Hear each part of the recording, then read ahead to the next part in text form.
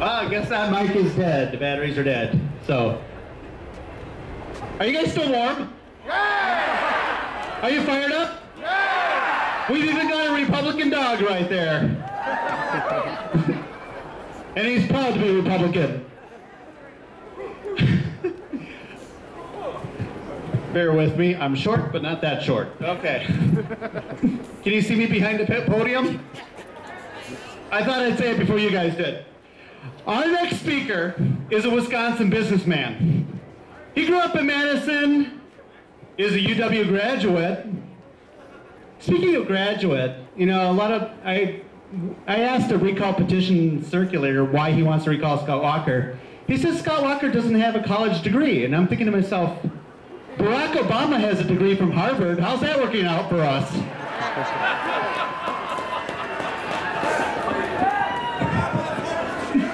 And Scott can speak without a teleprompter. There's more change coming.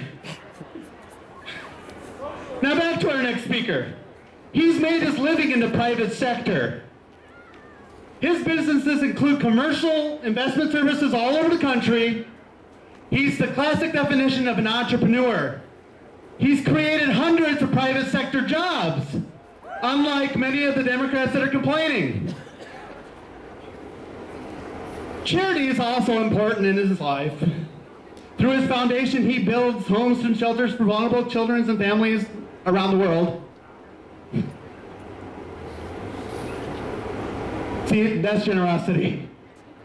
His father also served in the Reagan administration. Now, how do we like Ronnie?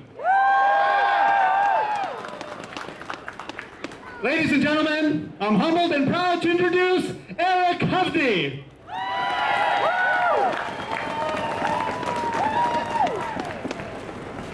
Doesn't everybody deserve to give a round of applause to the people that put this together today? Thank you, Paris. You know, we just came through the holidays, and I, like you, during the holidays tend to reflect. And one of the things I kept reflecting on as we were going through this recall and hearing about it coming was a very important story for our country's history. It was a story that's a real story that made and gave hope to the 13 colonies. It happened 235 years ago. It's something that you all learned about in your history books. It was the story of the Battle of Trenton.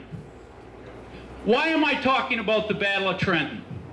Because in December 25th, 1776, hello? George Washington took 24 Continental Army men that were ill-trained, lacking in food, lacking in clothing, didn't have the proper armaments, sitting out in the cold like we are night after night, and went across the Delaware River to defeat the Hessian mercenaries that the British had sent over to quash our 13 little colonies. Now, you may be asking yourself, why is this guy standing up here talking about that time, and how does it relate to the recall efforts? I'll tell you why. Because that was an act of sacrifice. Enormous sacrifice, commitment that made this country, that gave hope to 13 colonies that turned into the United States of America, the greatest country in the history of mankind. So I think about it today, and I look at this recall effort, and I say, where is the sacrifice?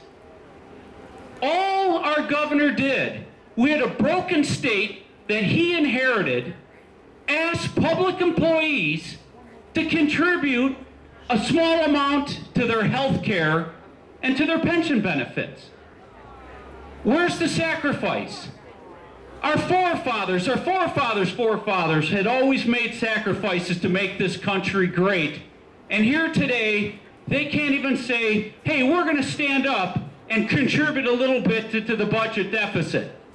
Well, you know what? Everybody has right to their opinion. But not everybody has a right to facts.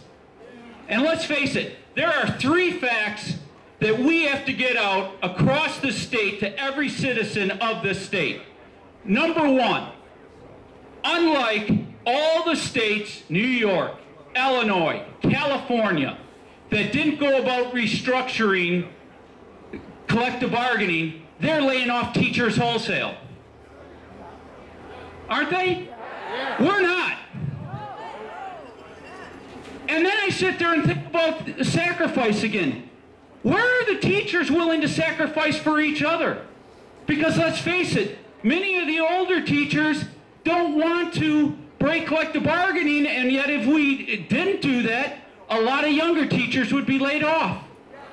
No lack of sacrifice on their part.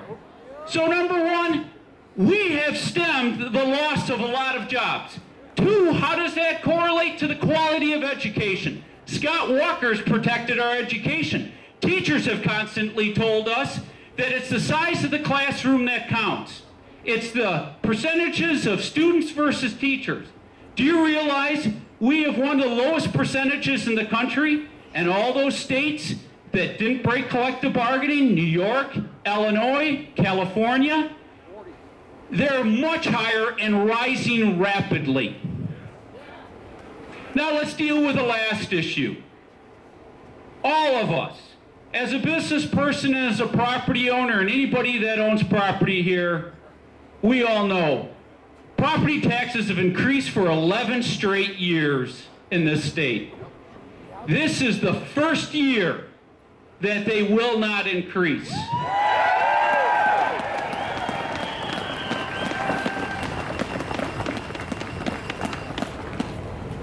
So when I think about it, here we have a governor that was willing to sacrifice his job to do the right thing. So I ask all of you to go out, talk to your neighbors, talk to your friends, explain those 3 facts. Everybody can have an opinion, but they can't deny those 3 facts.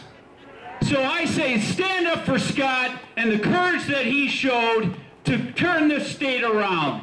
Thank you all so much.